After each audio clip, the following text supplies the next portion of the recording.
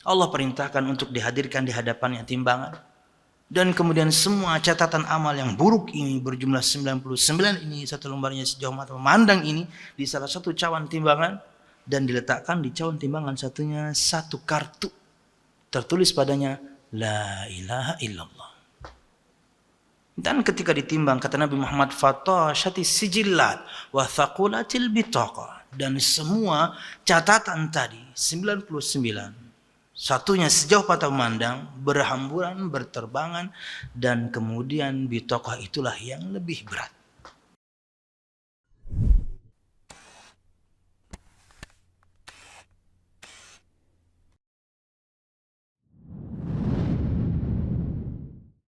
Assalamualaikum warahmatullahi wabarakatuh. Innal hamdalillah nahmaduhu wa nasta'inuhu wa nastaghfiruh wa na'udzu billahi min shururi anfusina wa min sayyiati a'malina may yahdihillahu fala mudilla lahu wa may yudlil fala hadiyalah. Ashhadu an la ilaha illallah wahdahu la syarika lah wa ashhadu anna Muhammadan abduhu wa rasuluh. Qala Allah Ta'ala fil Qur'anil Karim, a'udzu billahi minasy syaithanir rajim. Ya ayyuhalladzina amanu taqullaha haqqa tuqatih wa la tamutunna illa wa antum muslimun.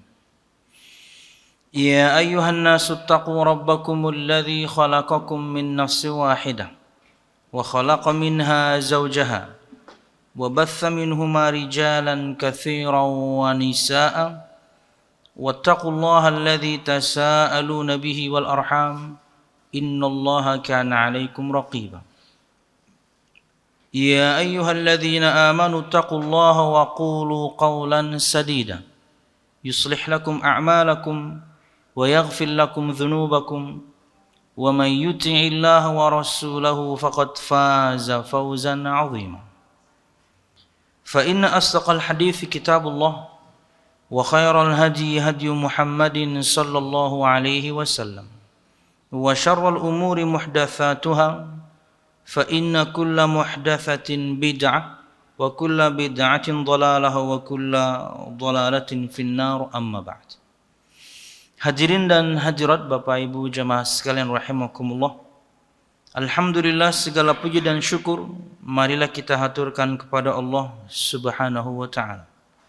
Kemudian salawat serta salam semoga selalu tercurahkan kepada junjungan besar Nabi kita Muhammad sallallahu alaihi wasallam, juga beserta para sahabatnya, keluarganya, dan segenap kaum muslimin yang selalu berpegang teguh dengan Islam sampai hari kiamat kelak. Hadirin dan hadirat Bapak Ibu jamaah sekalian rahimakumullah, melanjutkan bahasan kita pada kitab Qasasul Ghaibi fi Sahihil Haditsin Nabawi, atau kisah-kisah gaib dalam hadis Nabi Muhammad sallallahu alaihi wasallam yang sahih. Dan masuk pada kisah yang ke-22, alladzina yumsakhuna qiradatan wa khanazir. Mereka orang-orang yang diubah bentuknya menjadi kera dan babi. Kata pengantar dari beliau, Syekh Dr. Umar Sulaiman Al-Ashqar rahimahullah ta'ala, kata beliau, fi hadzal hadits ikhbarun min ar-rasul sallallahu alaihi wasallam bima yaf'aluhu Allah tabaraka wa ta'ala billadzina yastahilluna ma harramahu Allah ta'ala ala ibadihi wa kaifa yumsakhu ba'du haula'i qiradatan wa khanazir. Yang bersamanya terjemahannya ada di halaman 144. Kata beliau rahimahullah ta'ala, dalam hadis ini ada kabar dari Rasul sallallahu alaihi wasallam dengan satu perkara yang akan Allah Subhanahu wa ta'ala lakukan kepada orang-orang yang menghalalkan perkara-perkara yang Allah haramkan atas hambanya. Dan bagaimana Allah Subhanahu wa ta'ala akan merubah wujud sebagian di antara mereka menjadi kera dan juga babi. Jamaah sekalian rahimakumullah, sekali lagi bahasan kita adalah berkaitan dengan kisah perkara gaib. Kita hanya patut meyakininya saja, karena perkara yang demikian kalau kemudian kita ukur dengan akal tentunya akan susah diterima. Bagaimana kemudian manusia dirubah oleh Allah Subhanahu wa taala menjadi seekor babi dan juga kera. Jamaah sekalian rahimakumullah, disebutkan nas hadisnya dari Abdurrahman bin Ghanm al-Ash'ari, haddatsani Abu Amir atau Abu Malik al-Ash'ari, wallahi ma kadzabani sami'a an-nabiy sallallahu alaihi wasallam yaqul liyakunanna min ummati aqwamun yastahilluna al-hira wal harira wal khamra wal ma'asif wa la yanzilanna aqwamun ila jambi alamin yaruhu alaihim bisarihatin lahum ya'tihim ya'ni al-faqir lihajatin fayaqulun irji ilaina ghadan fayubayyituhumullahu subhanahu wa ta'ala wa yadha'ul ilma wa yamsakhu akharina qiradatan wa khanazira ila yaumil qiyamah. Wa yadha'ul alama wa yumsakhu akharina qiradatan wa khanazir ila yaumil qiyamah.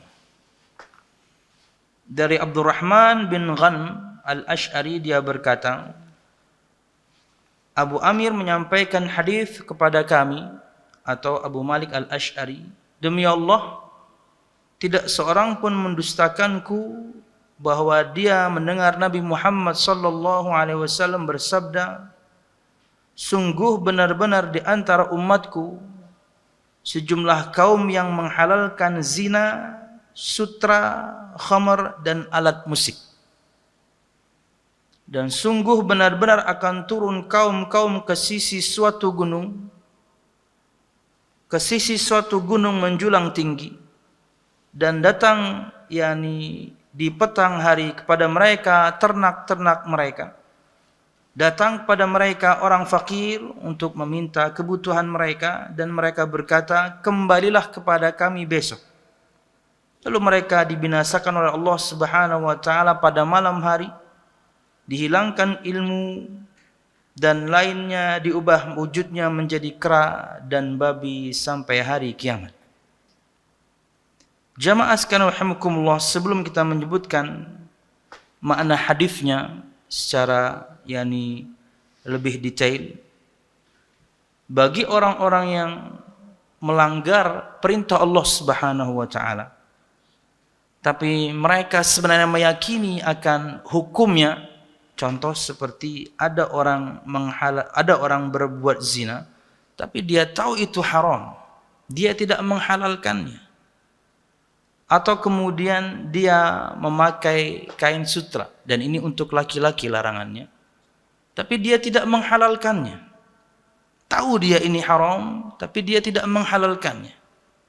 Sama juga kemudian dia minum minuman keras atau khamar, dan juga kemudian dia misalnya memainkan alat musik. Dia tahu ini haram, tapi dia tidak menghalalkannya. Maka ini dosa besar. Berbeda dengan orang yang menghalalkannya, walaupun dia tidak melakukan.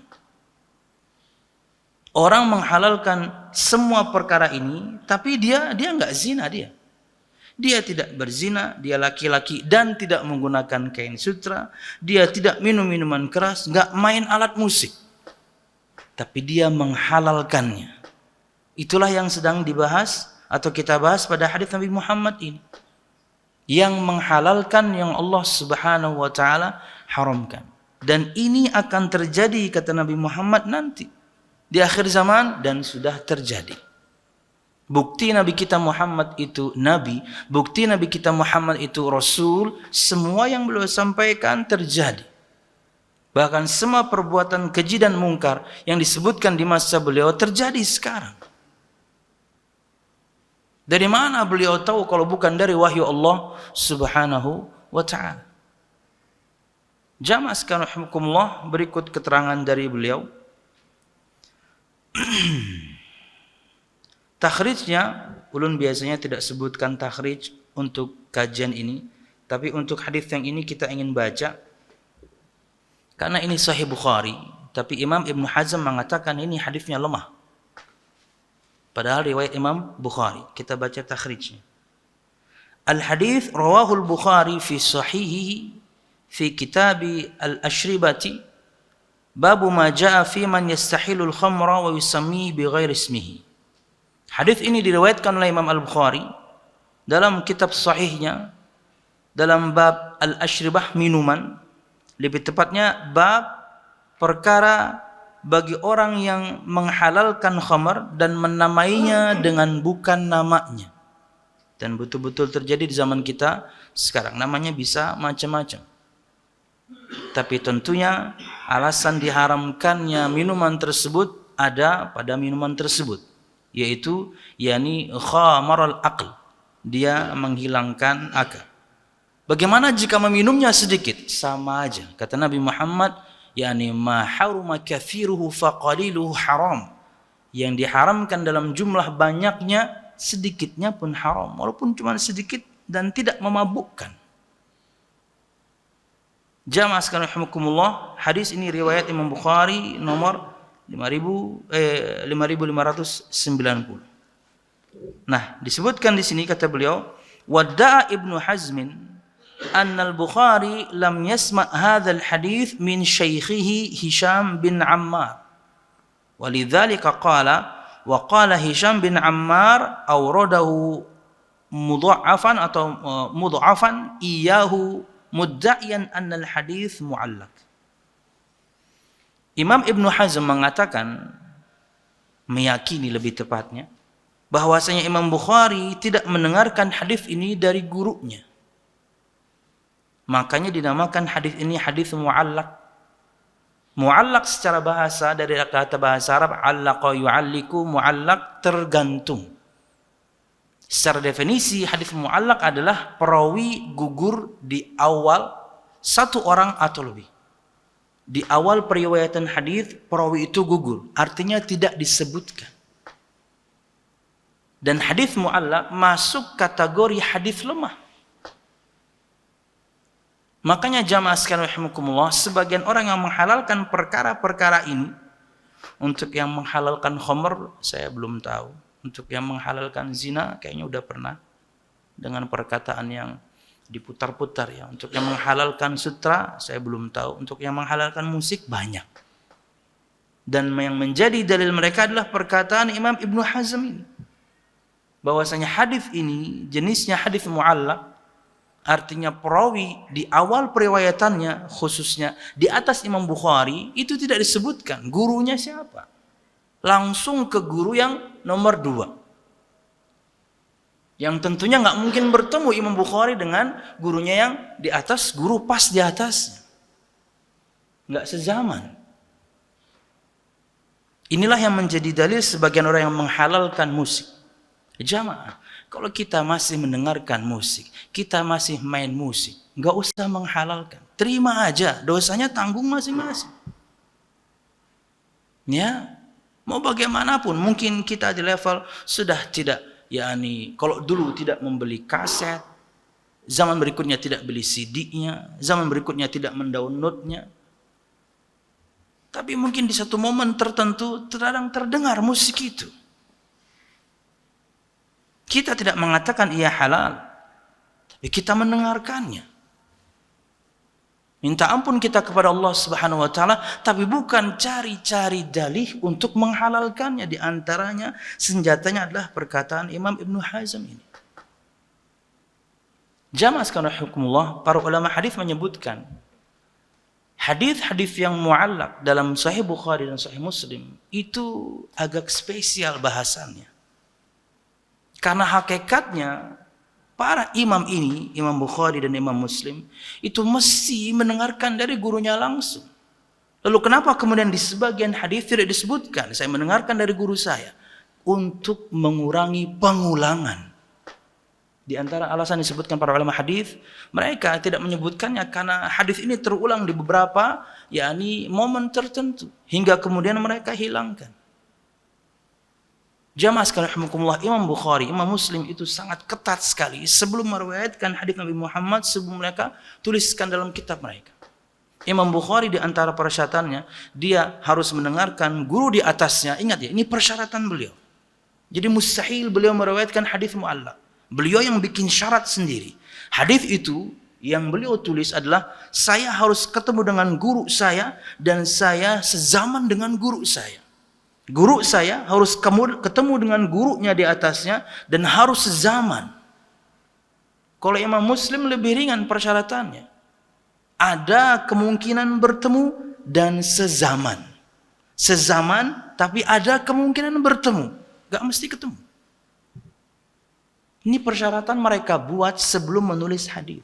Walaupun mereka tidak sebutkan dalam kitab mereka, saya punya syarat ya. Sebelum saya tulis hadis Nabi Muhammad dalam kitab saya, seperti ini loh persyaratannya. Enggak ada. Diketahui syarat itu dari praktek mereka menulis hadis. Sangat ketat. Makanya nama kitabnya Sahih Bukhari, Sahih Muslim, kumpulan hadis yang sahih.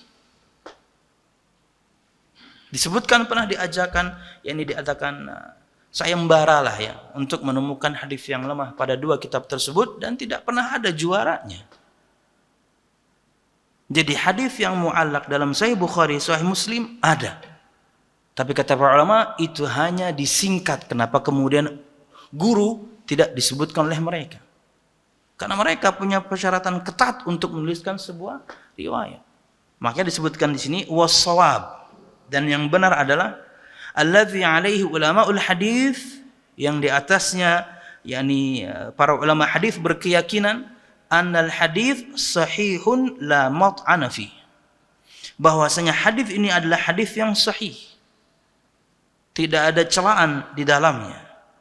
Wa qad jazama bi sihhatihi Amirul Mukminin fil hadis Ibnu Hajar Al-Asqalani, dan telah menetapkan akan kesahihan hadis ini adalah Amirul Mukminin, pemimpinnya orang-orang yang beriman dalam ilmu hadis, maksudnya adalah Imam Ibnu Hajar.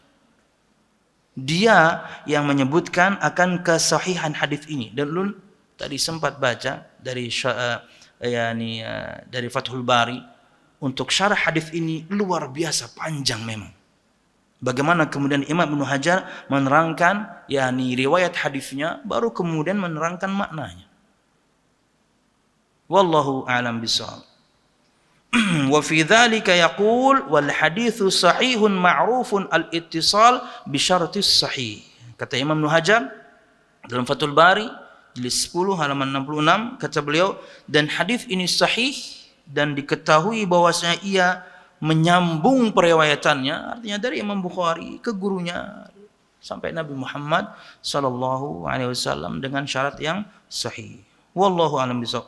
Wa atala Ibnu Hajar al-qalam ala isnadih, dan Ibnu Hajar menyebutkan keterangan yang begitu panjang untuk sanad hadis ini, dan memang ulun lihat tadi di Fathul Bari sangat panjang keterangan beliau. Wallahu a'lam bishawab. Ini berkaitan dengan takhrij. Hadis-hadis yang lain ulun tidak pernah baca takhrijnya, tapi ini spesial karena harus dibaca. Kenapa? Karena perkataan Imam Ibnu Hazm ini menjadi jalih untuk yang menghalalkan. Yakini keharamannya, Anda masih melakukan, banyak bertaubat. Yakini keharamannya, Anda masih melakukan, minta ampun kepada Allah, tapi tidak menghalalkannya. Berbeda ketika menghalalkan dengan kita masih melakukan dan kemudian minta ampun kepada Allah Subhanahu wa ta'ala. Ulun tahu banyak ikhwah itu, khususnya yang bisa main instrumen, itu susah meninggalkan perkara ini, khususnya musik ya. Ulun tidak bahas zina, kemudian khamar, dan juga sutra untuk laki-laki. Ulun fokus kepada musik. Karena orang zaman sekarang itu mereka fokusnya ketika mereka menyampaikan perkataan Imam Ibnu Hazm ini itu pada perkara musiknya, padahal hadisnya sama. Mereka meyakini keharaman zina, mereka meyakini keharaman sutra untuk laki-laki, mereka meyakini keharaman khamar. Tapi ketika musik, itu beda tuh. Gimana? Hadisnya kan satu ini. Kan sama. Kemudian, ini di dalam hadis yang sama.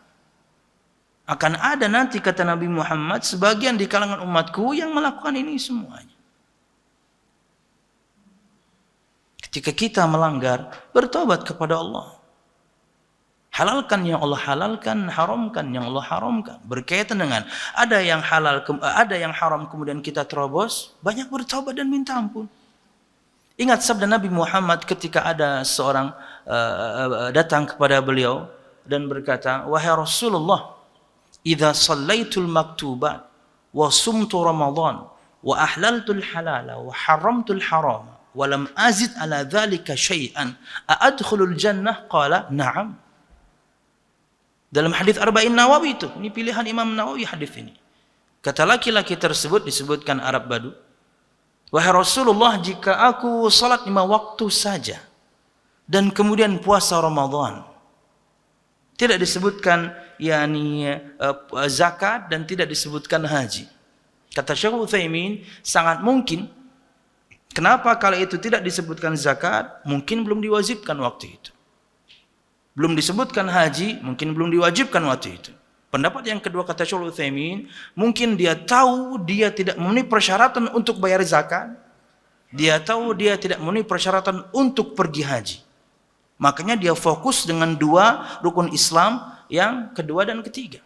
Wahai Rasulullah, jika aku salat 5 waktu, aku puasa Ramadan, aku menghalalkan yang Allah halalkan, aku mengharamkan yang Allah haramkan, dan aku tidak menambah dari itu sedikit pun. Artinya tidak aku balik, ya Allah halalkan, aku haramkan. Ya Allah haramkan, aku halalkan, enggak. Pokoknya aku manut dengan yang Allah Subhanahu wa taala perintahkan dan juga larang. Yang perintahkan aku lakukan, yang dilarang aku tinggalkan. Aku enggak nambah apa-apa. Fokus sama yang wajib doang nih. Kata Syekh Utsaimin dalam keterangannya, orang ini hanya fokus kepada yang wajib. Bukti bahwasanya ketika orang fokus dengan yang wajib, itu bukan aib. Jangan pandang remeh orang yang mungkin Anda nggak pernah tahu dia salat sunnah, Anda nggak pernah tahu dia puasa sunnah, Anda nggak pernah tahu dia bersedekah. Bukan urusan Anda. Itu bukan aib. Bisa jadi dia salat sunnah di rumahnya Anda tidak pernah tahu. Bisa jadi dia kemudian bersedekah sangat tersembunyi, Anda nggak pernah tahu. Bisa jadi dia berpuasa dan Anda nggak tahu. Ya. Karena orang yang fokus kepada yang wajib itu bukan aib. Laki-laki ini melakukannya. Aku puasa Ramadan saja wahai Rasul. Aku salat 5 waktu, puasa Ramadan, aku menghalalkan yang Allah halalkan, aku mengharamkan yang Allah haramkan, dan aku tidak menambah sedikit pun dari itu. Fokus dengan yang wajib. A'adkhulul jannah, apakah dengan itu aku akan masuk surga wahai Rasul? Naam, kata Nabi Muhammad, ya. Dalam perjalanannya ada kesalahan pasti, semua kita berdosa. Kata Nabi Muhammad SAW, ma minkum min ahadin illa walahu dzambun ya'tadu. Tidak ada seorang pun di antara kalian kecuali dia pasti punya satu dosa, sering dia ulang-ulang. Ya, masing-masing kita tahu akan dosa kita masing-masing. Tapi kita tidak menghalalkan dosa itu. Terjerumus kita dalam dosa itu, minta ampun kita kepada Allah Subhanahu wa taala. Tapi bukan cari-cari cara, bahkan kemudian menggunakan perkataan seorang yang alim, Imam Ibnu Hazm alim. Tidak bisa kemudian dikesampingkan, dia ulama, tapi dia manusia, pasti juga punya salah. Anda cari-cari cara, cari-cari dalih, katakanlah, demi menghalalkan yang Anda sedang lakukan. No, tidak. Bertobat kepada Allah Subhanahu wa taala. Kembali kepada kebiasaan yang tadi disebutkan. Orang yang misalnya untuk kasus musik ya, dia mungkin nggak bisa main instrumen, itu akan lebih mudah untuk meninggalkannya. Lain dengan orang yang subhanallah mungkin dia jago main gitar. Orang biasanya kalau jago main gitar, main keyboard pun bisa. Kadang-kadang bukan kadang-kadang, biasanya. Nanti ada yang jago main trompet, main suling, drum dan lain sebagainya. Yang main instrumen meninggalkannya akan jauh lebih susah, ya. Apalagi dia sudah membeli alatnya luar biasa mahal. Kalau dia masih beragama ini dengan perasaan dia, susah untuk meninggalkan. Tapi kan kita berjalan ya, pelan-pelan ya. Setiap hari kemudian kita belajar makin tahu. Memang belajar yakni untuk mengangkat kebodohan dari diri ini. Lambat laun hilang. Lambat laun bisa ditinggalkan. Walaupun ada sebagian orang yang bisa langsung jebret, stop, ada. Tapi kebanyakannya susah. Wallahu a'lam bishawab. Anda masih melanggarnya, aku bisa aja. Banyak minta ampun kepada Allah, enggak perlu menghalalkan. Kenapa? Balasannya bukan cukup berat sekali ini. Mau Anda kemudian Allah rubah nanti di akhir zaman jadi kera, jadi babi? Subhanallah. Kita baca lanjutannya. Disebutkan di sini, yakni al-hira. Al-hira itu maknanya adalah al-farj. Al-hira adalah artinya farji. Dan yang dimaksudkan dengannya adalah perbuatan zina. Kata Nabi Muhammad SAW, yakni la yakunanna min ummati, sungguh nanti akan ada di kalangan umatku. Apakah Nabi Muhammad tahu sesuatu yang akan terjadi? Ya, berkaitan dengan wahyu. Kemampuan beliau pribadi, jangankan di akhir zaman. Besok beliau akan patah gigi serinya aja beliau nggak tahu kok. Sallallahu alaihi wasallam. Akan patah giginya, patah gigi itu sakit luar biasa. Apalagi kemudian yang mematahkannya adalah satu kaum yang Anda berusaha untuk Anda dakwahi. Patah gigi serinya, luka wajahnya, di Taif bocor kepalanya. Beliau tidak tahu yang terjadi besok, apalagi di akhir zaman. Ini wahyu. Akan ada nanti di kalangan umatku yang menghalalkan hira. Hira artinya adalah al-farj, farji. Yang dimaksudkan dengannya adalah zina, menghalalkan zina. Waktu itu kayaknya 2019 atau 2018 gitu, waktu itu boomingnya ya. Jadi seorang doktor padahal, dengan tulisannya tentunya, dengan perkataan yang berbelit-belit, tapi intinya dia menghalalkan. Walaupun tentunya sudah hilang dari permukaan ya. Semoga Allah mengampuninya, menyadarkannya. Masih banyak tentunya orang yang beriman, bertakwa, dan para ustadz kita yang mengingatkan, walaupun dengan tulisan. Al-harir ay lirijal, maksud dari orang-orang ada nanti di kalangan umatku yang menghalalkan al-harir, yaitu sutra, maksudnya untuk laki-laki. Karena untuk perempuan boleh. Perempuan pakai sutra boleh. Fahuwa alaihim haramun dunan nisa. Harir atau sutra, sutra yang asli ya, bukan sutra yang istilahnya ada sutra itu yang tidak asli, tapi luar biasa ya, mirip sekali dengan yang asli. Dia apa istilahnya tuh bahasanya? Bukan imitasi sutra. Bikinan pabrik, bukan yang dari ulat sutra itu, bukan. Jadi kain mirip sekali dengan sutra, bahkan mungkin dinamakan sutra juga, tapi dia bukan yang asli dari ulat sutra. Apalagi dari ulat bulu, itu gatal ya. Fahuwa alaihim haram, maka sutra ini untuk kita kaum laki-laki diharamkan, tidak untuk wanita. Mereka dibolehkan. Ya ini juga kalau misalnya kita ingin bahas ya panjang. Kenapa memangnya? Kenapa memangnya kita dilarang? Perempuan boleh. Sama seperti dengan emas. Kenapa kita dilarang, perempuan boleh? Untuk yang emas ya, ada orang yang membahasnya emas itu jika dipakai, kemudian beberapa waktu berlalu, mesti geramannya itu akan susut. Tahu susut Pak ya? Ada susut kental manis, ada susut bubuk ya. Itu susu ya. Dia akan susut. Artinya ada disebutkan unsur dari emas itu masuk ke dalam tubuh. Nah, kenapa wanita dibolehkan? Karena ia keluar bersama darah haid katanya. Laki-laki enggak haid. Transgender juga enggak haid ya. Itulah kenapa diharamkan, karena ia akan menjadi penyakit. Oke, gimana dengan perempuan yang menopause? Enggak bisa jawab dia. Gimana dengan perempuan yang menopause? Mereka enggak haid lagi. Apakah kemudian haram untuk wanita yang sudah menopause untuk pakai gelang, cincin, anting dari emas? Tetap halal mereka. Makanya hukum Anda merisetnya monggo boleh. Dengan riset terkadang kita makin mantap mengimani satu perintah atau juga larangan, hingga perintah kita lakukan, larangan kita tinggalkan. Tapi jika kita tidak tahu hikmah di baliknya pun, Allah perintahkan lakukan aja. Allah larang tinggalkan aja. Karena perintah di baliknya pasti begitu banyak manfaatnya, dan larangan sebaliknya pasti begitu banyak madaratnya. Gitu aja udah. Tapi kalau ingin merisetnya monggo, tapi risetlah sampai selesai agar tidak ngambang ya. Al-ma'azif alatut tarb. Ma'azif ini terjemahannya macam-macam. Ada yang disebut di sini diterjemahkan dengan yakni alatut tarb. Tarb itu gitar gambus. Tarb kalau kita buka yakni terjemahannya, apalagi sekarang ada Google gitu ya, itu semuanya merujuk kepada alat musik yang dipetik. Ya, alat musik yang dipetik. Itu metik buah ya, dipetik.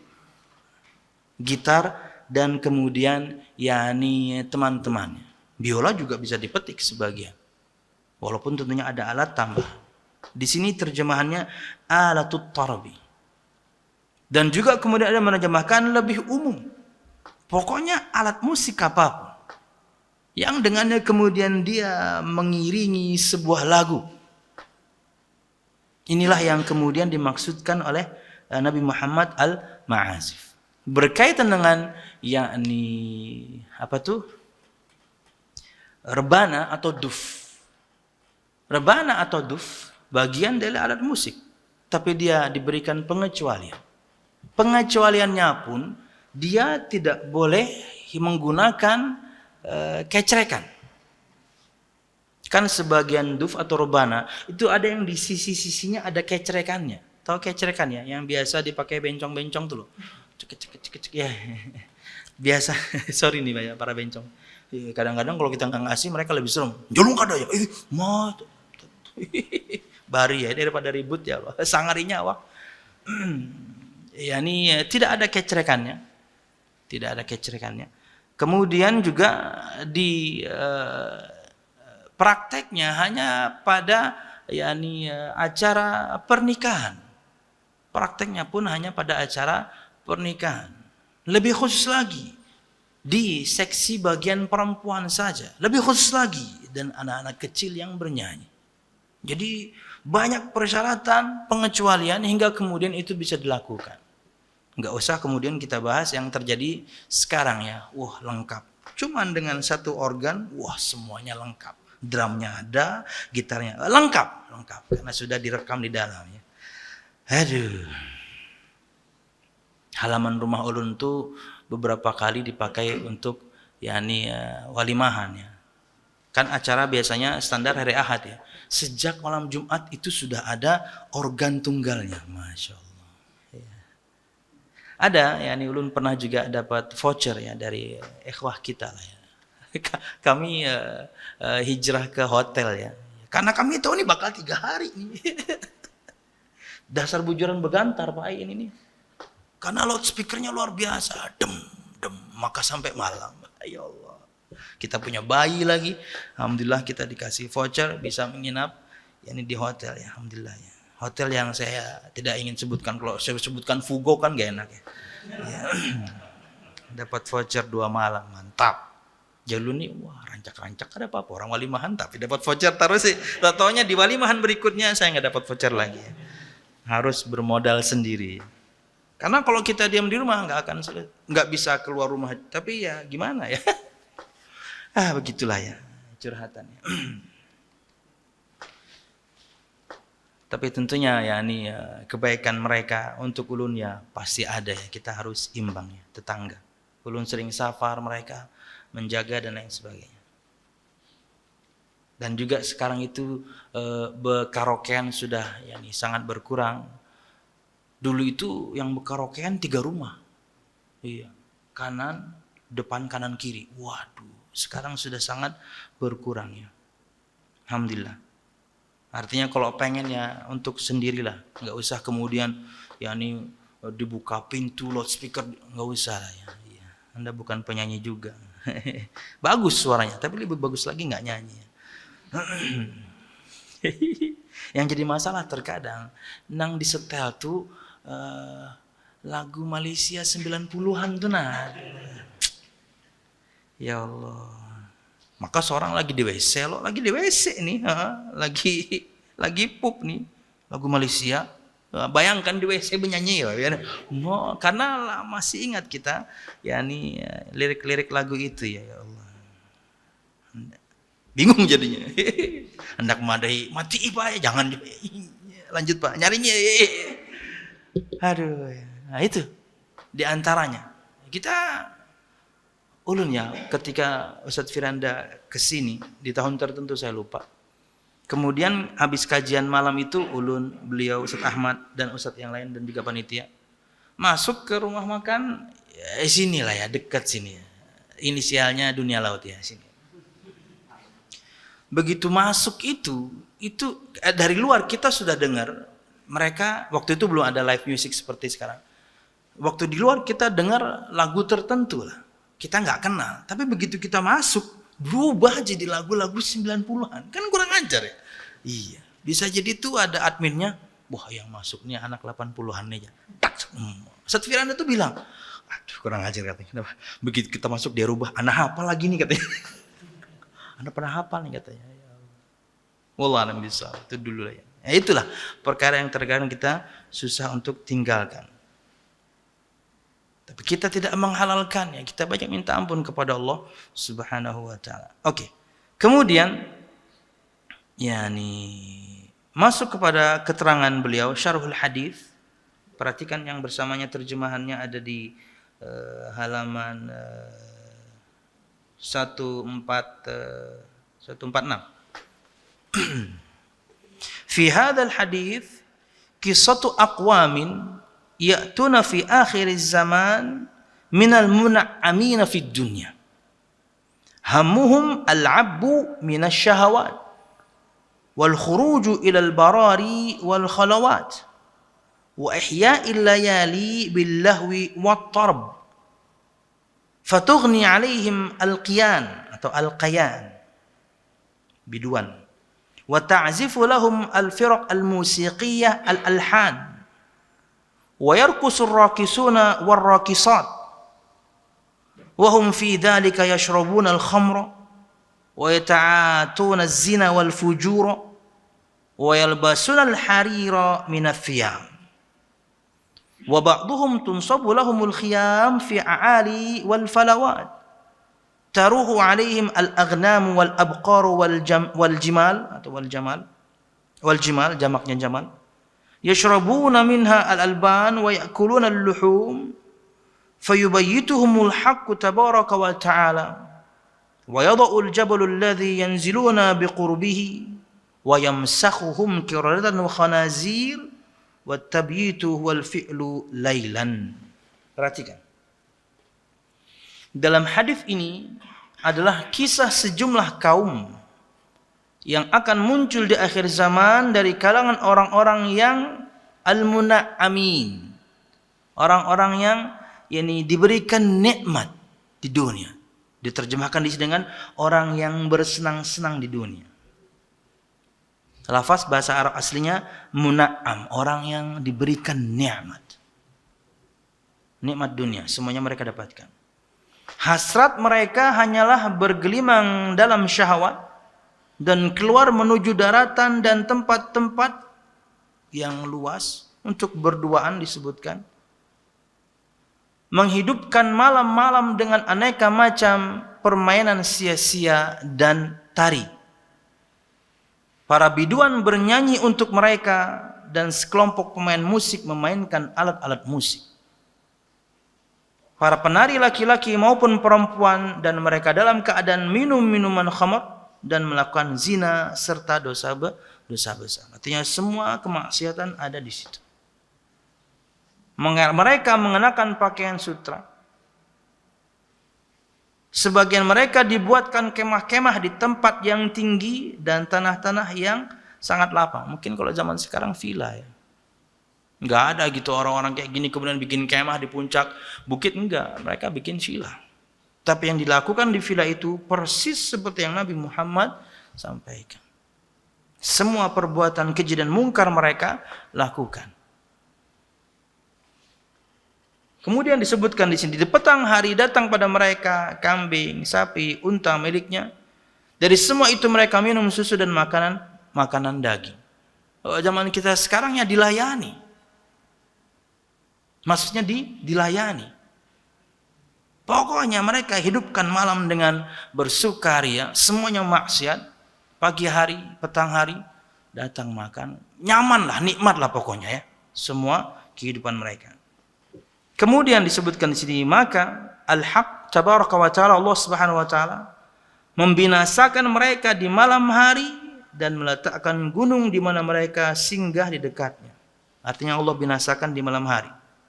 Dan ini ancaman untuk siapapun di antara kita yang merasa nyaman kemudian bermaksiat di waktu siang, malam Allah bisa mendatangkan azabnya. Atau juga sebaliknya.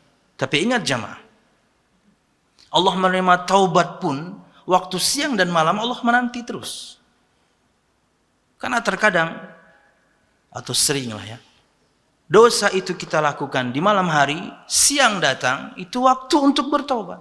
Atau di siang hari, malam datang waktu untuk bertobat. Orang-orang ini tidak seperti itu. Malam hari mereka hidupkan semuanya ini dengan kemaksiatan, siang hari dengan makanan yang nikmat. Allah binasakan mereka di malam hari dan merubah wujud mereka menjadi kera dan babi-babi. Waduh. Jadi ini ketika mereka merasa aman di malam hari, Allah Subhanahu wa Ta'ala binasakan mereka. Ingat ini di akhir zaman tentunya. Kita sudah di akhir zaman karena kita umat terakhir, tidak ada lagi umat setelah umat Muhammad SAW. Tapi untuk kejadian detail seperti ini tentunya belum terjadi. Tapi pasti akan terjadi. Cuman bagian yang pertama tentang yang menghalalkan ini sudah kita dapati. Walaupun belum semuanya. Belum sebutkan tadi menghalalkan zina, sutra, khamr, musik. Yang musik udah. Yang tiga ini ulun rasa secara umum belum. Kalau yang musik itu mereka saling topang satu sama lain, yang penting syairnya bagus. Gimana yang penting syairnya bagus? Ulun bertanya kepada sebagian ikhwah mantan musisi. Jangan-jangan nanti kemudian ada lafaz-lafaz Al-Quran atau syair-syair yang bagus basicnya, kemudian digabung dengan musik underground. Kata dia, sudah ada Ustaz. Katanya, saya malah nggak tahu. Jadi lafaz yang mereka sebutkan adalah La ilaha illallah, tapi diiringi dengan musik underground. Tahu Pak, musik underground Pak? Ya. Browsing lah nanti Pak ya, tapi jangan didengarkan ya. Lagu Pak ya, tapi tentunya jenisnya underground lah pokoknya. Pokoknya masih cabang dari metal lah, tapi metalnya beda. Ada heavy metal, ada power metal, ada death metal. Kayaknya dia bagian dari death metal. Suaranya juga nggak jelas loh. La ilaha illallah. Rusaknya. La ilaha illallah itu kalimat yang sangat berat. Nggak bisa Anda main-mainkan. 7 lapis langit, 7 lapis bumi digabung. Kemudian di salah satu cawan timbangan, kata Nabi Muhammad. Dan la ilaha illallah di cawan timbangan yang berseberangan atau yang satunya, pasti akan lebih berat. La ilaha illallah. Ingat, sejarah bagaimana Nabi Musa minta kepada Allah agar diajarkan zikir khusus. Kata Nabi Musa, Nabi Muhammad bersabda, Nabi Musa berkata, Ya Allah, alimni syai'an, adhkuruka wa ad'uka bi. Ya Allah, ajari aku sesuatu. Dengannya aku berdoa kepadamu. Dengannya aku mengingatmu. Kata Allah, katakan, La ilaha illallah. Kata Nabi Musa, Ya Rabbi, kullu ibadika yaquluna hada. Wahai Tuhanku Allah, semua hambamu mengatakan ini. Bukan berarti beliau merendahkan perkataan La ilaha illallah, tapi saya pengen yang spesial. Keterangan Syekh Shalih Fauzan, Nabi Musa pengen yang spesial. Untuk saya saja zikir ini. Sama seperti keutamaan menguasai jin, kan dimiliki Nabi Sulaiman. Nabi Muhammad pun gak punya. Coba kata di suatu saat Nabi Muhammad kan pernah baca Quran dan diganggu, beliau bahasa kita beliau kacak setannya, beliau ikat di salah satu tiang Masjid Nabawi. Begitu pagi menyingsing, para sahabat datang, dia bisa melepaskan ikatan tersebut. Kata Muhammad, kalau bukan karena doa saudaraku Sulaiman untuk kemudian diberikan kemampuan khusus menguasai jin, kalian hari ini bisa lihat setan. Tapi dia kabur. Kembali kepada hadis yang disebutkan sebelum azan tadi, ada dalam kitab tauhid hadis ini akan keutamaan kalimat tauhid la ilaha illallah, dan bahwasanya dia adalah kalimat yang berat dilakukan oleh seorang, diucapkan oleh seorang. Bahkan ketika seorang mengucapkannya di masa itu cukup la ilaha illallah, muslim dia. Ya, karena orang di masa itu tahu akan maknanya. Padahal dia cuma mengatakan potongan satu itu, tapi dia meyakini Muhammad Rasulullah. Ingat kejadian Usama ketika seorang hanya mengatakan itu, tapi dia tetap bunuh, Nabi Muhammad kan marah. Karena mereka tahu makna la ilaha illallah. Nah, kembali kepada cerita tadi. Kata Nabi Musa, ya Allah, ya Rabbi, kullu ibadika yaquluna hadha. Wahai Allah Tuhanku, semua hamba mengatakan zikir ini, la ilaha illallah. Saya pengen yang spesial, yang khusus. Baru kemudian Allah menerangkan akan dahsyatnya kalimat ini, di mana enggak bisa dijadikan mainan. Bukan lagi ini kalimat yang baik, ini berat luar biasa. Bahkan dengannya seorang yang kafir bisa jadi muslim hanya dengan mengatakannya. Karena kita hanya menghukumi orang itu zahirnya saja. Kita nggak tahu isi hatinya. Walaupun dia misalnya mengatakannya karena takut, karena ingin membela diri, seperti kasus Usama. Ini malah buat mainan. Kata Allah, oh, wahai Musa, jika 7 lapis langit, 7 lapis bumi dengan semua penghuninya diletakkan di salah satu cawan timbangan, dan la ilaha illallah di cawan timbangan yang satunya, malat bihinna la ilaha illallah, niscaya akan lebih condong, lebih berat la ilaha illallah. Hadis yang lain, hadis kartu, hadis bitokoh. Kita tahu ya, para ulama biasanya mereka berikan gelar-gelar tertentu kepada hadis-hadis tertentu, seperti hadis Jibril, mereka namakan hadis Jibril, atau istilah lain hadis Jibril itu ummus sunnah, induknya semua hadis Nabi Muhammad. Ada juga nanti hadis ats-tsaqalain. Ada nanti hadis yang kita sedang bahas sekarang, hadis bitokoh, hadis kartu. Artinya kala itu nanti di hari kiamat akan didatangkan kepada seorang laki-laki, diberikan kepadanya buku catatan amalnya berjumlah 99 lembar. Satu lembarnya disebutkan sejauh mata memandang. Tapi Allah adil, kata Allah, cek apakah hambaku para pencatat itu menzalimimu. Coba cek aja. Mungkin mereka ada catat sesuatu kamu nggak lakukan. Mungkin iseng gitu ya. Malaikat ada yang iseng gitu ya. Ini orang nih tulis cekin aja. Padahal dia tidak melakukan. Udah tulisnya bezina ya. Enggak ya. Mereka hanya menulis yang dilakukan. Bahkan mereka akan tulis itu setelah 6 jam. Disebutkan dalam sebuah riwayat. Ketika orang ini bertaubat sebelum 6 jam, enggak jadi ditulis. Kurang maha ampun apa Allah Subhanahu wa taala. Kata Allah, cek.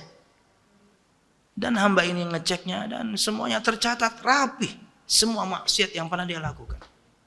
Satu lembar sejauh mata memandang kali 99. Kata Allah, kamu punya kebaikan di sisi kami. Allah perintahkan untuk dihadirkan di hadapannya timbangan.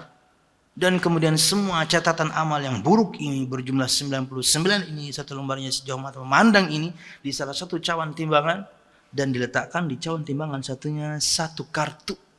Tertulis padanya la ilaha illallah.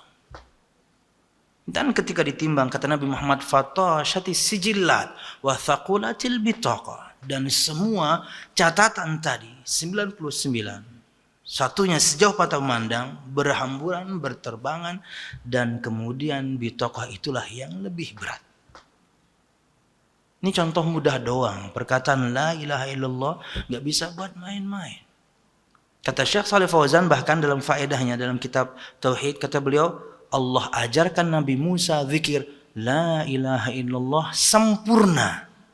Dan Nabi kita Muhammad SAW ajarkan zikir la ilaha illallah pun sempurna. Kata beliau, afdhalu dzikri la ilaha illallah. Kata Syekh Shalih Fauzan, maka jangan dipotong-potong. Illallah, illallah, illallah. Itu dipotong namanya. Kata Syekh Shalih Fauzan, jangan dipotong-potong. Sebutkan ya sempurna. Bukan berarti membenarkan cara mereka ya. Dia zikir yang paling utama. Yang jadi masalah yang dipraktekkan sebagian masyarakat adalah caranya. Goyangannya, gerakannya. Tapi ketika menyebutkan zikir la ilaha illallah, dia zikir paling utama. Ini sudah gerakannya tertentu khusus. Bahkan disebutkan harus dengan hitungan khusus, tidak seperti hitungan Nabi Muhammad misalnya. Dipotong-potong pula. Illallah. Nanti juga di hitungan tertentu berubah lagi. Hanya lafzul jalalahnya saja yang disebutkan. Allah, Allah, Allah. Nanti kalau sudah sampai hitungan tertentu, Allahnya hilang hingga cuma tertinggal dhamir kata gantinya doang. Hu, hu, hu, hu. Dia, dia, dia, dia. Lagu Afgan dong. Aduh. Sebutkan sempurna la ilaha illallah. Jangan sampai kita kena talbis. Karena memang jamaah sekalian rahimakumullah, dengan goyangan tertentu lebih mantap memang. Praktekkan aja ya. Jangan dipraktekkan sih. La ilaha illallah. Ya, yang jadi masalah terkadang gerakannya betul-betul seperti gerakan orang-orang Yahudi ketika mereka berdoa di tembok ratapan. Saya pernah lihat langsung. Saya pernah ke tembok ratapan secara tidak sengaja. Kan harusnya kita city tour Palestina gitu ya. Tapi sama guide-nya kita dimasukkan tembok ratapan. Pak, tempat apa nih? Oh, ini tembok ratapan. Wah, saya minta keluar. Takutnya pas lagi di situ azab turun kan. Pian tahu zikirnya. Ya nunduk headbang orang bilangnya. Orang yang biasa nonton konser tahu itu. Headbang. Head itu kepala, bang itu memukul sebenarnya. Tapi seperti memukul dengan kepala. La ilaha illallah. Ini zikirnya orang Yahudi nih. Gerakan kepala headbang ini gitu. Coba lihat deh orang konser deh. Khususnya untuk lagu heavy metal ya. Bukan yang Korea-Korea, bukan ya. Yang keras gitu. Ketukannya tuh jelas. Ya, pasti ada kelezatan di situ. Pasti ada kenikmatan di situ. Nggak bisa dipungkiri. Tapi bukan seperti itu cara Nabi kita Muhammad mengajarkan. Biasa aja. La ilaha illallah. Biasa aja. Wallahu a'lam bishawab. Oke, kita masuk pada faedah. Sebelum masuk pada faedah, ulun ingin tambahkan riwayat yang serupa dengannya akan kengerian akhir zaman. Begitu banyak kemungkaran dan kekejian yang akan terjadi. Dari riwayat Imam Bukhari juga dan juga Imam Muslim, kata Nabi Muhammad SAW, "Inna min asyratis sa'ah ay yurfa'al ilmu wa yathbutul jahlu wa yushrabul khamru wa yadhharuz zina." Di antara tanda-tanda hari kiamat. Tanda-tanda hari kiamat itu ada yang kecil, ada yang besar. Yang kecil ada yang sudah terjadi, ada yang sedang terjadi, ada yang belum terjadi. Yang besar belum terjadi semua. Dan yang besar itu disebutkan adalah di Imam Mahdi itu di antara tanda-tanda yang kecil yang terakhir awal dari tanda-tanda yang besar akan keluar. Dan kalau yang besar sudah keluar, maka jeda antara 10 tanda-tanda hari kiamat yang besar itu sebentar. Mereka akan keluar satu dan yang lainnya. Dan disebutkan random, asywa'i. Kita tidak tahu mana yang keluar lebih dulu dibandingkan yang lain. Kecuali urutan Nabi Isa, kecuali Ya'juj dan Ma'juj, Dajjal dan turunnya Nabi Isa. Ini berurutan. Sisanya, apakah binatang yang melata keluar dari kerak bumi itu duluan? Nggak tahu. Apakah kemudian bumi ini diliputi asap hitam yang tebal? Kita nggak tahu. Ada 3 penenggelaman, yakni betul-betul yakni bumi ini tenggelam luar biasa besar di barat, timur, dan di negeri Arab. Kita nggak tahu mana yang duluan. Kecuali 3 perkara ini kata para ulama. Ya'juj, Dajjal, dan Nabi Isa. Ini di antara yang berurutan. Dan kata Syekh Utsaimin, jangan sampai kita kemudian salah fokus mencari literatur urutannya apa ya 10 ini. Nggak penting kata beliau. Yang penting untuk kita sekarang, kita beramal karena kematian sangat dekat. Anda urut-urutkan, ini nang berduhulu nang ini nang mati. Mati dalam keadaan kada ingat sembahyang, meninggalkan sembahyang, salah. Kadang-kadang kita salah fokus ya. Ustaz, nanti untuk kasus musik gitu ya. Nanti di surga boleh nggak main musik? Waduh, salah fokus. Fokus Anda harusnya masuk surga dulu. Nanti masih bisa nggak Ustaz mau unjun? Di surga Anda mau unjun. Iya. Mau unjun kah, main futsal kah, main bulu tangkis kah? Entarlah itu. Fokus masuk dulu. Karena isinya semuanya nikmat. Isinya semuanya adalah kenikmatan. Wallahu a'lam bishawab. Jamaah sekalian rahimakumullah. Nah, kata Nabi Muhammad SAW, di antara tanda-tanda hari kiamat, yang pertama diangkatnya ilmu, dan diangkatnya ilmu ini dengan meninggalnya para ulama. Dan kalau spesifik ilmu yang paling pertama hilang adalah ilmu waris nanti. Hingga seorang meninggal darinya keluarganya, maka mereka membagikan waris sesuai dengan hawa nafsunya. Dan sekarang sudah terjadi, kita sayangkan, tapi tidak menyeluruh ya. Tapi sudah terjadi. Pokoknya wadah kita ini, tempat kita ini, sejak ulun tahu itu di awal tahun 2000-an, meninggal dari seorang wanita, suaminya meninggal, itu pasti separuh hartanya buat istri dulu. Separuhnya lagi baru kemudian dibagi. Enggak gitu. Tapi sudah sebaharian gawen kayak ini aja. Sebahari mau siapa kek, kalau dia melanggar ya melanggar aja. Itu terjadi. Enggak usah jauh-jauh, dan di keluarga ulun. Pokoknya seorang laki-laki meninggal, maka separuhnya untuk istrinya. Karena hitungannya pakai perasaan. Istrinya telah merawatnya, taat kepadanya, hamil anaknya 10. Semuanya pakai perasaan. Akan beratnya tugas seorang istri. No. Pakai syariat. Itu pasti sudah yang terbaik.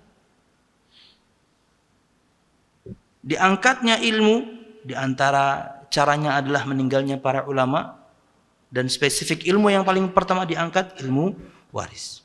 Wa yathbutul jahlu, dan tetapnya kejahilan, begitu banyak orang yang bodoh.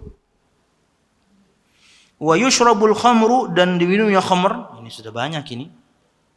Bahkan ya, ulun cukup bingung ya, waktu ke Solo, ulun sebutkan saja nih, waktu ke Solo, ulun karena sama anak-anak libur cuman sebentar, ulun ajak mereka jalan-jalan ke Solo, beri peralatan yang mereka perlukan.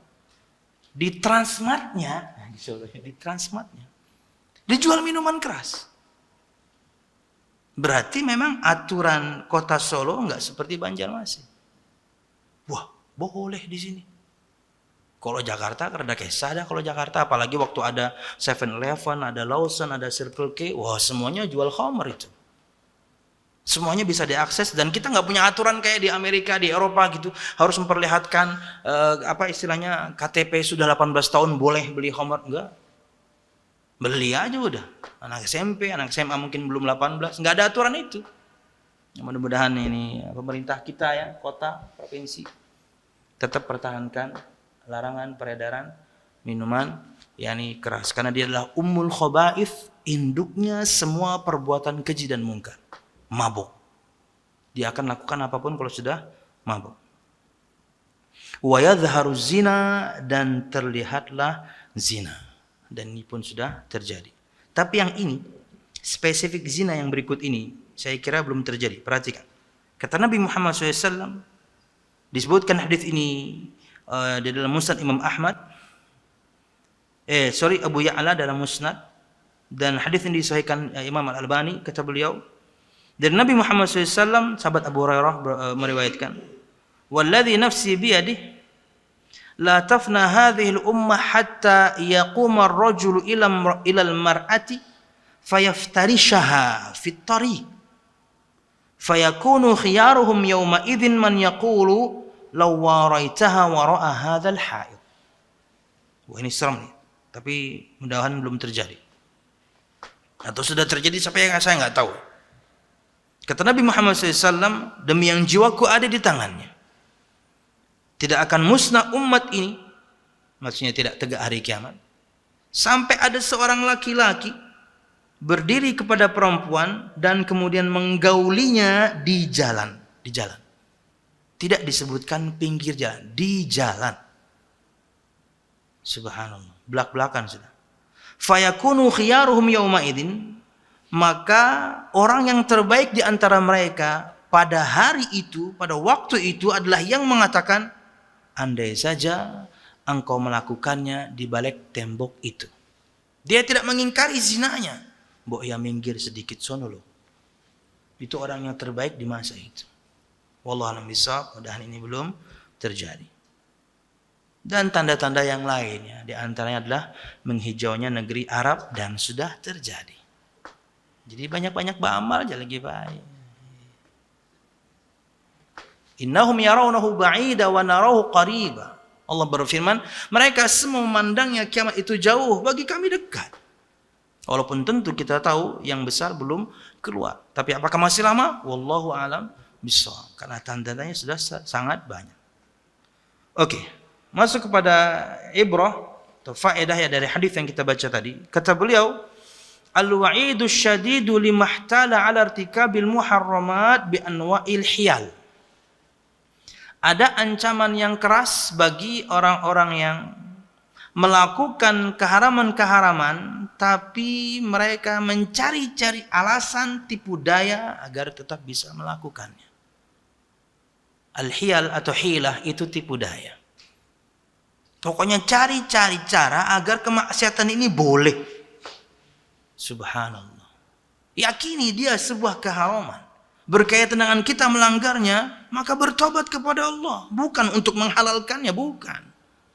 Banyak keharaman kita lakukan, banyak keharaman kita terobos. Tapi kita minta ampun kepada Allah Subhanahu wa ta'ala. Tapi tidak menghalalkannya. Dan berharap tentunya tidak mengulanginya. Karena itulah di antara syarat taubat yang nasuha sebenar-benarnya. 2. Alatut tarbi muharramatun. Li'anna al-istihlala yakun lil muharramat. Alat-alat musik itu diharamkan. Dan kalau spesifik at-tarb ini berarti adalah alat musik yang ada senarnya atau dipetik. Sebagian menerjemahkan umum, alat apapun itu kecuali duf tadi atau rebana. Alat-alat musik itu diharamkan karena sesungguhnya penghalalan itu terjadi kepada yang diharamkan. Karena kan tadi riwayatnya akan ada di kalangan umatku yang menghalalkan. Berarti hukum asalnya haram. Harusnya orang faham itu. Akan ada nanti di kalangan umatku yastahillun, yang menghalalkan. Berarti perkaranya asalnya haram. Mereka menghalalkannya. Enggak perlu kemudian cari-cari tipu daya sampai kemudian halal. Haram dia. Sebagian ada yang menjual alat musiknya dan uangnya dikasihkan fakir miskin. Sebagian ada yang menghancurkannya dan lain sebagainya. Wallahu a'lam bishawab, dengan cara-cara tertentu ya. Al-hariru muharramun 'ala rijal dunan nisa. Faedah yang ketiga, yakni sutra itu diharamkan untuk laki-laki dan tidak perempuan. Perempuan boleh. Jadi Anda boleh minta pakaian tidur kepada suami yang terbuat dari sutra. Soal ditukarakan atau kada, itu terserah kami. Larang. Bapak jo baju-baju sutra lah. Bentuk tubuhnya sudah tidak seperti dulu juga ya. Kita juga sudah berubah ya. Makanya jamaah, kenapa sunnah Nabi Muhammad mandi bersama istri jarang dilakukan, bahkan mungkin kita tinggalkan, nggak tahu kalau piannya. Itu karena kita sadar diri. Bentuk tubuh ini sudah aneh. Aduh ya Allah.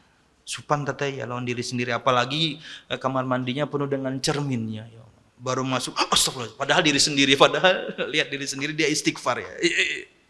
Ya Allah. Gendut, berbulu pulang. Tapi tetap harus dilakukannya sesekali ya. Cuman akan susah kalau Anda punya anak kecil. Apalagi bayi. Wah ngalih sudah. Hanya hendak mulai buka shower, kada jadi, urus nih, mandi sendiri akhirnya kita ya. Lakukan ya, walaupun sekali seumur hidupnya mandi bersama istri. Ya. Walaupun sekarang prakteknya bukan rebutan gayung kayak zaman Nabi Muhammad sama Aisyah, mungkin rebutan shower lah ya.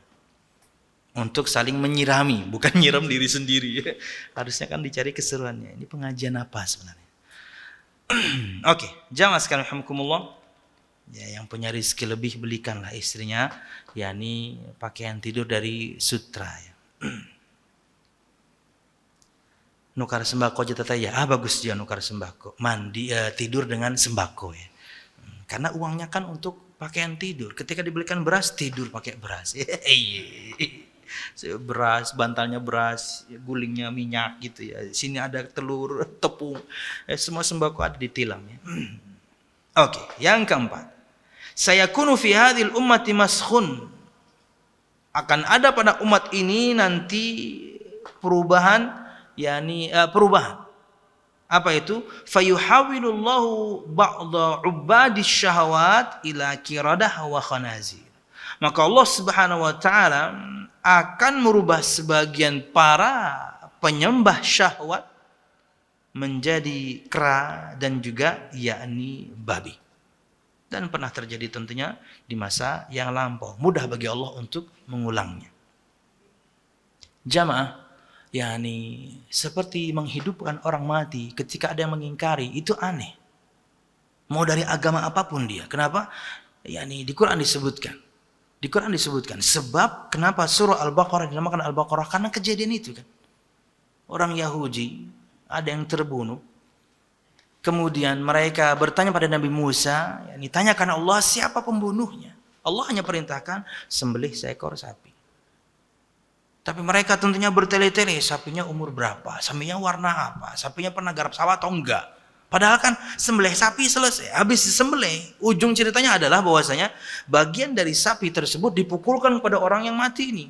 Tuk. Dan dia bangun, hidup mengatakan fulan yang bunuh saya. Coba seperti sekarang itu masih bisa dilakukan, enggak panjang persidangannya, Rambo ini. Sembelih sapi, catuk Joshua-nya. Tuk. Ini nanya, 2 kalinya nembak aku juga mati pulang mati. Kan selesai perkara ya. Tapi itu dulu ya. Artinya Allah Subhanahu wa taala di masa itu telah menghidupkan yang mati mudah. Apalagi menghidupkan kita nanti kembali gampang. Jadi kalau yang mengingkari aneh. Karena terjadinya adalah di masa nabi-nabi kalian. Yang tentunya kami imani sebagai nabi Islam juga. Oke. Yang kelima. Sayakunu fasadun fi hadhil ummah. Wa hadha musyahadun mawjud. Akan terjadi begitu banyak kerusakan pada umat ini. Dan ini sudah terjadi dan disaksikan. Kita berharap kepada Allah Subhanahu wa ta'ala. Betul bahwasanya kata Nabi Muhammad tidak datang pada kalian satu zaman kecuali yang berikutnya mesti lebih buruk dibandingkan sebelumnya. Sebagian pian yang seumuran dengan ulun misalnya atau bahkan lebih tua, Anda bisa tahu itu semuanya betul-betul terjadi. Makin kesini makin buruk. Ya, contoh mudah aja deh, Lirik lagu aja, karena kita sedang tadi bahas lagu. Lirik lagu aja itu di tahun kalau 70-an saya nggak paham.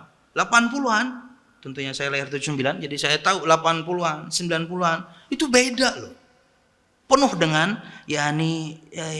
puisi. Bahkan terkadang mungkin musiknya rock pun isinya adalah puisi cantik indah. Makin kesini, wah makin serem-serem itu lirik-lirik. Hingga keluar kemudian, hamil 3 bulan, cinta 1 malam, apa itu? Ini cuma dari satu sisi doang ya, karena kita tadi bahas musik ya. Lirik lagu aja makin kesini itu makin error. Apalagi kemudian kita luaskan pembahasannya. Ya, wallahu alam bissawab. Dulu penuh dengan kata kiasan. Sama tentunya ini kasusnya pacaran, cinta-cintaan, tapi semuanya dikiaskan dengan bahasa-bahasa yang puitis zaman dulu. Makin kesini, wah belak-belakan semua. Wallahu a'lam bishawab. Makin rusak ya. Tapi ingat jamaah, berkata Syekh Shalih bin Baz, kata beliau, tapi kebaikan akan selalu ada. Betul, makin kesini makin buruk, kata beliau. Nabi Muhammad bersabda tentangnya. Tapi kebaikan akan selalu ada. Dan kemudian beliau akhiri, dan kita berdoa kepada Allah, semoga kita menjadi baik, menjadi bagian dari yang baik yang tersisa itu. Amin. Ya Rabbal Alamin. Al-Ghurabah. Orang yang tetap menjalankan ketaatan saleh mereka, di mana orang di sekitarnya rusak semuanya. Wallahu a'lam bishawab. Ini bisa sampaikan jemaah berkaitan dengan kisah nomor 22 tentang ancaman keras untuk orang-orang yang menghalalkan yang haram, dan bahwasanya pada umat ini kelak ada yang Allah Subhanahu wa taala rubah wujud mereka menjadi kera dan juga babi. Tentunya tidak semua, mereka adalah para penyembah syahwat. Wallahu a'lam bishawab. Masuk ke pertanyaan. Biasanya pertanyaannya tentang rumah tangga ya, padahal bahasanya bukan rumah tangga.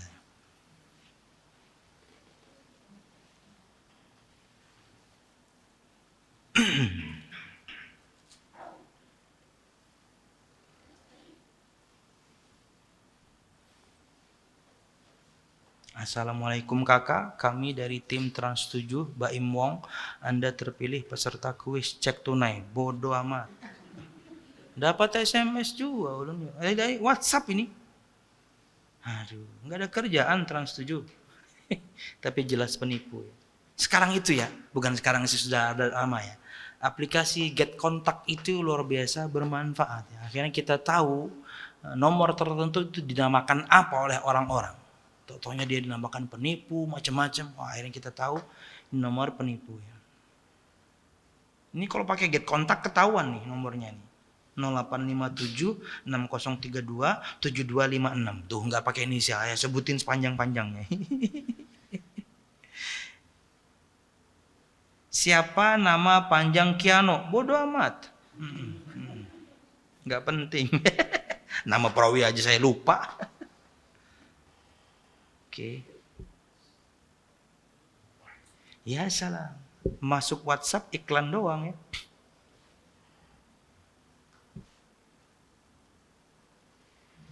Oke. Kita cukupkan jamaah, mudah-mudahan bermanfaat. Sadar khilaf, mohon maaf. Semoga kita menjadi bagian dari orang-orang yang tersisa dalam kebaikan. Al-ghuraba. Amin ya rabbal alamin. Subhanakallah bihamdika asyhadu an la ilaha illa anta astaghfiruka wa atubu ilaik. Wassalamualaikum warahmatullahi wabarakatuh. Terima kasih. Jazakumullah khairan wa barakallahu fikum. Video ini dibuat atas partisipasi dari donasi Anda. Semoga menjadi amal jariah bagi Anda semuanya.